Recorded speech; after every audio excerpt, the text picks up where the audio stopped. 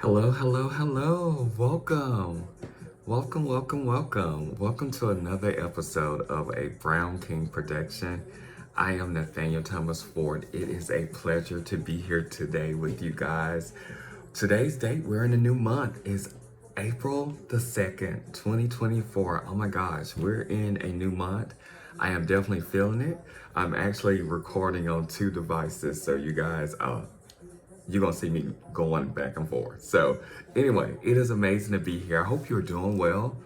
I hope everything is going okay in your life, in your household, in your job, your personal life, all of that. So thank you for joining me today on another episode. It's good to be here with you guys. Um, wow, yes, we're in a new month. I am still feeling it with the pollen. You probably still you can hear it in my voice. So I have some drink right here for me to make it through this episode. But yes, this pollen is kicking my butt. I have really bad allergies and asthma. So I'm trying to fight through like everybody else. So just stay medicated with your Flonase, your inhaler, Buterol. If you use that, get your Claritin, your Zyrtex, whatever you have to help you breathe. Your single layer, I have to take single layer as well for asthma purposes and all that stuff. So your breathing treatment, whatever you have to do to make it through. I love this time of the year, but it does a habit on my allergies and stuff. So I'm just pushing through. But glad to be here today. There's a lot going on with me behind the scenes, and that I'm happy about, smiling. I'm getting ready to start a new chapter in my life, professional wise. So I'm looking forward to that. It'll be starting next week. So I'm looking forward to that and more to tell. I will be telling you guys what's going on later. I'm kind of one of those people, I like to get things started and off the ground before I start talking about it and putting it out there. But if you see me smiling, if you can see this episode, I'm smiling. So that means I'm happy. That's a good thing. And my family supports me and all that good stuff. And whatever that I do, they support me. But they're really excited about this, as I am as well. So, wow, what do I want to talk to you guys about today? There was something I was doing earlier. I was, as an artist, as a performer, as a writer, as a, I got many hats. But when I want to get inspired, I love to be around talented individuals, outgoing people, think people that make things happen. You can call them boss in their own right. Doesn't matter who you are. Energy, that's how my energy feeds, and that's how I get things and come back and be like, oh my gosh, let me get in my lab. I call my office my lab.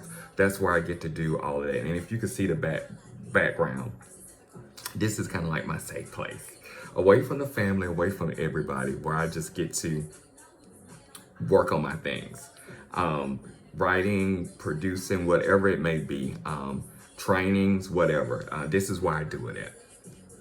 So what I want to talk to you guys about today, I really spent some time throughout my career and everything. And I'm going to share something with you guys. There was actually a performer, a drag performer, a legendary drag performer in Atlanta that passed recently. And I had the pleasure of seeing him perform many times, many times. I think my first time I saw him perform, I was like 16 years old. Yes, I was 16 years old going to the bars and the clubs. Yeah. I thank God that I'm still here. But there was some things that I did back in the day that was, a little, seedy. And that was one of them. And they knew I was underage. That was the thing. But they all watched out for me. The older gay males and performers kind of watched out for me. They kind of took me under their wing and whatnot. And this was one of those performers. His name is Mr. Charlie Brown. His name was. He passed recently, as I said. He's going to be missed. He's truly going to be missed. He was one of the kind. One of the kind. Just ball brazen, in your face. He didn't take kindly to anybody. And when I say anyone, just to give you the history, like I said, I was going to Atlanta, grew up in Alabama. So I grew up 2 hours away in a small town in Alabama called Dadeville, which is about 2 hours from Atlanta. So whenever I got a chance, me and my best friend and friends, we would drive to Atlanta. and have our fun and whatnot, and go to the bars and dance, and get on top of the speaker and take our shirts off and dance and have our little tight blue jeans on, just having a great time. No, like I said, this was back in the day. Like in the, I would say the 90s or something. Telling my age, and I don't mind. I'm 46. So, we would go to back streets. If any of you remember back streets in Atlanta, it was open 24 hours a day. It was one of those clubs. It was the club. It was a club that you would go see other performers, or go to other clubs and end up there. You had to have a membership, and I did. And we would go there and just see Charlie Brown, and it was kind of like a cabaret styles drag show. Everybody came to see that show. It doesn't matter what walks of life you came from, straight, gay, celebrity, everyday person. Everybody will come to Atlanta to see those shows. And as I remember it, back then, it was like 3 bars. I remember we would go to, gosh, I'm trying to remember the name. I just forgot. Okay, it was Backstreet. It was the Armory. It was, I'm trying to remember, there was another one that we would go to. Hold Down. I'm speaking to somebody. Somebody knows these bars, and I don't think any of them are, I think Hold Down is still around. Rest of them are all gone because of development reasons, regentrification in Atlanta and whatnot. But anyway, I got to imagine being 16 years old from a small little town, coming to see a drag show. And boy, was it a drag show. Those entertainers gave a great show. They was great beacon in the gay community. Not only were they performers, they were celebrities in Atlanta and throughout the U.S. And some of them are still performing to this day. But the one that recently passed, Charlie Brown, opened the door for a lot of drag performers. He was a type of person where he fought for gay rights. The benefits that we have now, we didn't have those things 30 years ago. It was people like Charlie Brown that was fighting the fight for us, giving us a place to go and be able to be gay and happy and silly and be able to dance and all that stuff like that. They opened the doors, him and his husband, Frank, for a long time. I think back to many of those shows that I got to see, and see him going in as an MC. If anyone came in there straight and was rude or whatnot, oh, he was get up in their ass to the point where he would kick them out the bar. Go take yourself somewhere else. This is a gay establishment. We're gonna come in here and have a great time and enjoy ourselves and drink our drinks and enjoy the show and tip our performers, all of that stuff. But he was broad brazen, so he is definitely gonna be missed. And to everything that he and his husband did in our community, I thank him for that, because like I said, we get to enjoy the benefits of that now. It wasn't a lot of places that we used to be able to go to and be ourselves. But, and looking back at it now, I'm grateful for it, even though I was in there underage. I enjoyed it, but I was respectful. When I say I was there underage, we were drinking bottled water and stuff. We weren't drinking no alcohol because we knew we were underage and we didn't want to get sloppy drunk or anything, because we knew we had to go back home. We had to drive back 2 hours. So we would go, have a great time, enjoy the show, and go on about our life. And then we got older, we moved to Atlanta. So I lived in Atlanta for 15 years. Charlie Brown, and not only Charlie Brown, other performers inspired me to go into drag. I did drag for like 2 years when I lived in Atlanta. Enjoyed it, and gave me a newfound respect for the performers in Atlanta. Is there a video, or is there videos of me performing? Yes. I may one day tell you guys the title so you can go look it up on YouTube, because it's there. So yeah, it's out there. But like I said, it was many years ago that I did it. And I'm glad I did it, because it as a performer, it gave me another outlet to perform at. But I also want to take the time to shout out some amazing performers that I've been able to see over the years. And the names that I'm giving you, please go Google those names or go to YouTube's and type their name in. And you can be able to see what made them so freaking amazing and so outstanding and how they have carried the gay community on their backs for so many years. Because it's not just about a man putting on a dress or a transsexual performing. It's about our community. They are a part of us. I am a part of them. They are a part of me. And I just want to take the time to shout them out. Because what I'm seeing today is a lot of content creator, a lot of performers stealing from those individuals that paved the way for us and not giving them their due credit. Like I said, I wouldn't be here doing what I am today if it was not for people like Charlie Brown that have paved the way for us to be able to be bold and outspoken in ourselves. Because those of you who know who of a certain age, you just didn't walk out any kind of way. You had to dress put your drag on, as RuPaul would say, and put a trench coat on and go to wherever you were gonna go, and then take that off and be gay. And I like RuPaul. I want to give RuPaul a shout out to all the things that he's done in the drag world. And RuPaul started in Atlanta. A lot of people don't know that. He started in Atlanta. And these performers he knew and got to know. But the ones I want to shout out are the ones that over the years, over my 30 plus years, I have seen, got to know, or just pay homage to, or just always when I'm in the city that they perform in, I'm going to check them out. The first one is Naisha Dupree. Naisha, a lot of people call Naisha the mother of Atlanta. If you know about drag, if you know about pageantry, you're going to know about Naisha Dupree. Naisha was one of those ones that I would go see. Like, they were all connected. The gay community, the clubs and stuff were like one here, one here, one here. You would go see one show at like 9 o'clock, then go see the 10:30 show somewhere else, and then go end up at Backstreets. And she was at the Armory. I remember she was at the Armory, and Charlie Brown then was right. They was like, you walk out one door, you were going into the line at another club. So Naisha is definitely someone. Google Naisha. Go to YouTube. Like I said, type in these names and look up and see what made them so amazing. The next one is Jasmine Bonet. Jasmine Bonet was the AKA Janet Jackson. I mean, Janet herself would go and is a fan of Jasmine Bonet. Jasmine Bonet was the beauty. Jasmine was the body.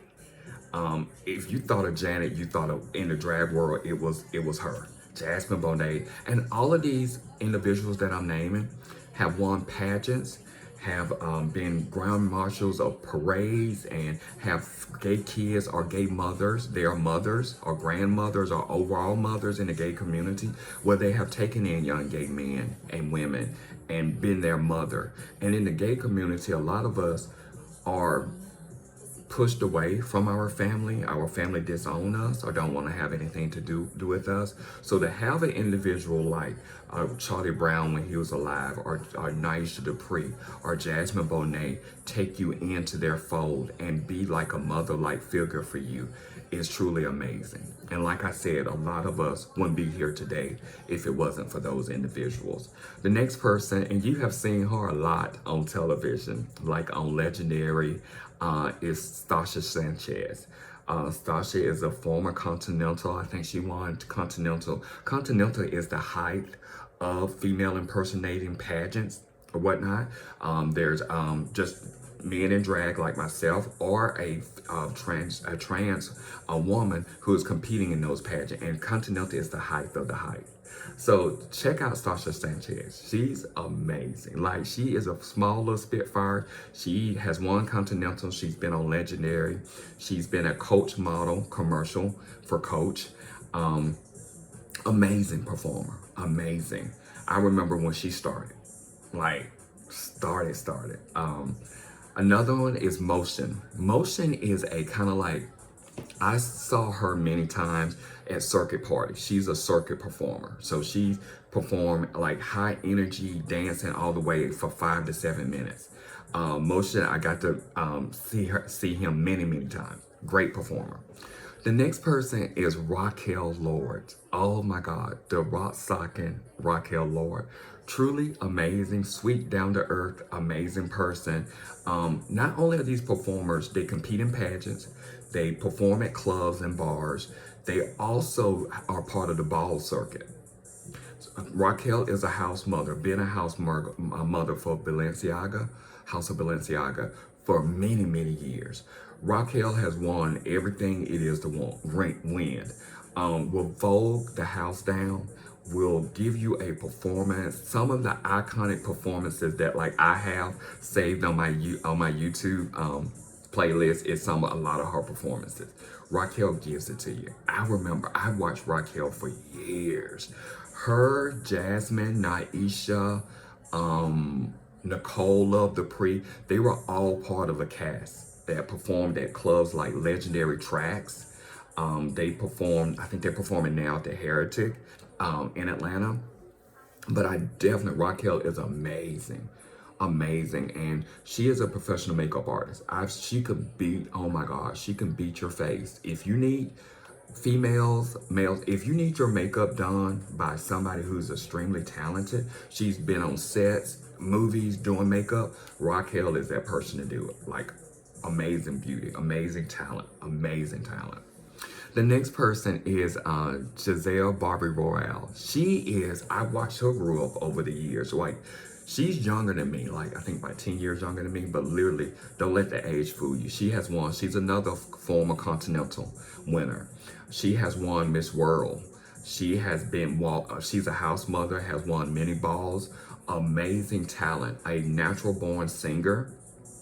So when you know you were gonna compete against Giselle in a pageant, baby, you knew you were gonna have to bring it. You knew she was either gonna sing live or do a gospel number. But the girl can bring it. That girl, that dark skinned beauty is a talent. And I want to say she started like in Orlando, areas that have some great queens. Atlanta, Orlando, Jacksonville, Orlando, Houston, Baton Rouge. DC has a really strong performance. Chicago. Those places, drag is huge. Those girls make a lot of money doing what they're doing performing wise as a female impersonator or living as a female. The next person is Silky O'Hara Monroe. Oh my word. That girl, let me tell you something. That girl is body, skin, performance, classy. I fell in love with her in a pageant. I saw her in a pageant. I didn't know she would, well, I found out she was from Houston. But over the years, she has been amazing to watch and grow and blossom into her craft, into her talent. Next person, Nicole Love Dupree. Nicole is a nut. When I say Nicole is the life of the party. You could be in a bar. I've been in a bar, and it was probably 10 of us. Baby, you heard Nicole over everybody. Nicole is that kind of girl. Nicole is a former Continental winner, Black Universe, Black America, all of those pageants. She's a talent. When you want to see someone do a performance of Whitney Houston, it's Nicole Love Dupree. She's the talent. Like, that girl can lip sync with the best of them. Amazing. The next person is an MC, a comedian, a radio personality, is Miss Sophia, aka Joe. Baby, if you wanna be shaded, if you want to get some shade, if you want to get some drama, if you want to laugh till your side hurt, laugh to the point where you about to pee on yourself, Miss Sophia McIntosh. A lot of people don't know Sophia was Medea before Medea copied from Sophia and became Medea. That's some old Atlanta tea right there, baby. Tyler would go and watch Miss Sophia, Nicole Love Dupree, Jasmine Bonet, Raquel Lord, Stasha, Naisha, every Monday night. Their show was Monday night. He would be in the audience in the back, copying. That's the reason why I want to shout their names out, because there's been a lot of stealing and theft going on. All of these people that I have named should be artists on a Grammy Award or Oscar or Academy. That's the kind of talent and performance that they've had. But a lot of individuals have stole from these individuals. They've done well in their well, right? But I'm going to be honest, they should be a lot farther along.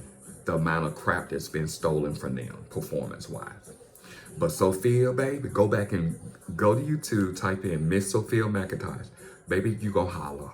You are gonna holler, you're gonna kiki with the finest. But to see him in person, that is a fool. But I love his talent. When I say a fool, I say it in a good way. That fool will have you hollering to the hollering to the hollering. So if you ever in Atlanta, Houston, Jacksonville, Orlando, Baton Rouge, look up gay clubs and go check those shows out in person. Patronize, tip, pay the cover to go into the club. If you want to be entertained to the utmost, these performers are going to give it to you. Another entertainer that I've watched over the years and I have thoroughly enjoyed is Raven. Yes, Raven. Raven has done everything. She was kind of like, when it came to the show at Backstreet, Charlie Brown was the host. Raven was the little sister or the second host. So Raven is a talent. From performing to sewing and making things, creating things, all of that. Powerhouse. And these people have made their life, built their life around their craft, their art, what they do. And like I said, I learned a lot watching them over the years. Another performer that probably the last performer I'm going to mention is Shauna Brooks. Oh my God, I've been watching Shauna since I was 16. Shauna is the dancing's queen. She like dance, buck. You could hear terms like buck. That girl can buck. Shauna is a bucking girl. Out of all the people I've named, Shauna is a bucking girl. Motion is a bucking girl. Raquel is a bucking girl. Trying to see, ain't that many bucking girls. When I say buck, they don't come out there and just rely on pretty. Now they can do it. But baby, if you want to see some high kicks, some splits, some backflips and all of that, them girls will give it to you. I've seen Shauna Brooks dance 9 to 10 minutes straight off of a track from Deborah Cox. Just a remix track and hit everything. Don't miss nothing. She's an amazing performer. And a lot of these people, I want to say Giselle is the youngest one out of all the people that I've named. These girls and men are older than me. I'm 46. They're in there, some of them 50 in their 60s. But I'm going to tell you, they're legends. So Google their name. Go onto YouTube, type in their name. Shauna Brooks, Raven, Miss Sophia McIntosh, Nicole Love Dupree, Silky O'Hara Monroe, Giselle Barbie Royale, Raquel Lord, Motion, Stasha Sanchez, Stasha, I'm trying to think of her, Gordon, Sanchez, Jasmine Bonet, Naisha Dupree, and Charlie Brown. Go look them up, check them out, and you will see, oh my God, they did that back in the day. I just saw that in such and such video. Yes, they copy. They copy. Artists copy. Comedians copies, performers copy stuff, but I call their names out for a reason because I wanted to shout them out and know what part they played in my gay life growing up and going around, going to the clubs and stuff. Because people, if I get a chance, like I know me and my husband haven't made a chance to do it, but I want to take him to a drag bar, a drag club with me. I know he's done it before, but he hasn't gone with me, baby. We're going to get a table. We're going to pay the cover, call ahead, or reserve a table, go sit down and be entertained. Because that's what they're there for. And if we don't enjoy our performers, we're going to miss them. We're going to miss them. But now we have social media. We see them all over the place. Like to see Stasha Sanchez on Legendary on HBO on that show, to see her on a national commercial by a huge big box brand, it did my heart good because I remember when. And it's funny. It's like I feel like I'm a part of it. And I know they probably say the same thing about me. They're like, oh my God, I remember you were so shy. You would just come in and say, hey. And now you're doing what you're doing. So I love to see people striving and doing well and accomplishing things. It does my heart well. I always work from a place of love. I always wish everybody well, even though whatever they wish for me is whatever. I wish them well. I want people to succeed and do things. And when it comes to our entertainers, and it's funny, I was talking to another friend of mine, and she's an entertainer, and I was like, I want to see a good show.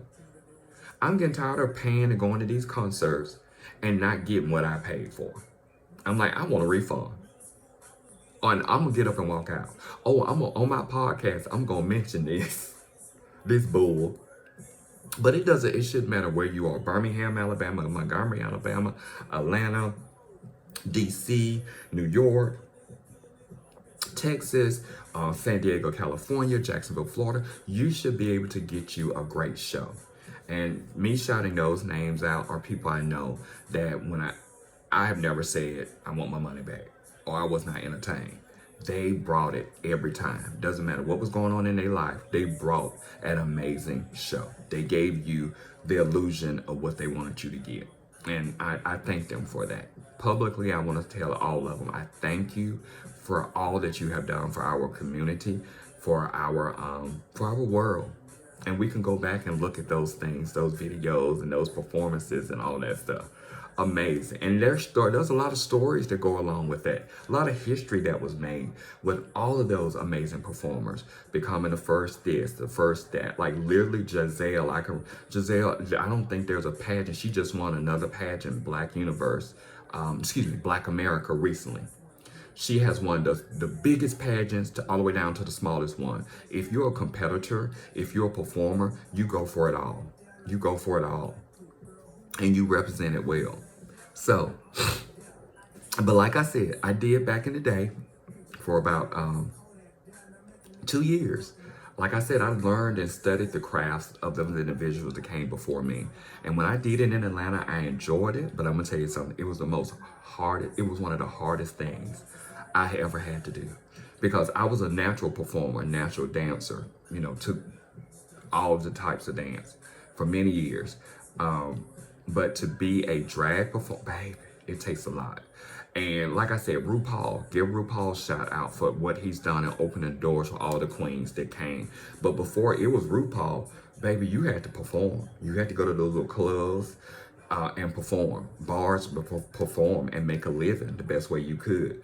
And it was not only that, the talent, the choreography, the hair, the makeup, the clothes, the costumes, all of that stuff. It was a lot. It was a lot. And I did it for 2 years. And after that, I was like, oh my goodness. I'm glad I'm tapping out now. But like I said, I have great people that came before me. So you got to learn something else about me, as well as the female impersonator and drag performers that we have in this country. Because to me, they are top tier talent. There was another one that I forgot to mention, Candace Kane. She's a former Continental. She actually ended up on primetime television on a show. So Google her as well, Candace Kane. That's a great performer as well. There's many others, but like I said, these are ones that I know I've watched and studied over the years and seen them just rise and just go to that next level and take our community from something that was very taboo and made it very mainstream. So always study your history, study the people that you're watching. Just don't look at them now. Go all the way back to when they started and see the growth in them. And if they were truly great at what they're doing, you saw that growth, that change in them. And then a lot of them, I'm just like, wow, it is just an honor to still see you performing 10, 15, 20, almost 30 years later. Still amazing. And to see how their body they kept their bodies together, their talent and all that over the years has been amazing. So guys, take your time if you haven't. First of all, thank you for listening to another Brown King production episode. Thank you for allowing me to pay homage to some of the great female impersonators that we have in this business, in our life to see. So take this time to see them, because none of us are promised to be here. I want you to do something next for me. Subscribe, like, share. Go to YouTube and check me out. You can look up Encouraging and Uplifting by Nathaniel Thomas Jr. as well as the performers. You can see from when I started my first video up until this point, but I started on that platform. Spotify, Brown King Production, BRNKING Production. TikTok, Nathaniel Thomas, all one word. 40, iHeart, Brown King Production. My email is Nathaniel Thomas Jr. 3 at gmail.com. Check me out. Subscribe, like. I'm thankful to be on all platforms. So check me out. Listen to some of the content. Like I said, this episode was all about giving homage and grace and mercy to those amazing performers that I've had the pleasure to get to. Do I know all of them personally? No. But over the years, I've followed them and followed their career and studied what they've done and liked and high-fived them and told them keep doing what they're doing. Thank you for being a beacon. Thank you for being a light for all of us in our community and in this world. But guys, I hope you take care of yourself. And the music that you hear is not mine, but I'm enjoying it and you listening to it. So thank you. Take care of yourselves. Be blessed and know that I love you. Thanks.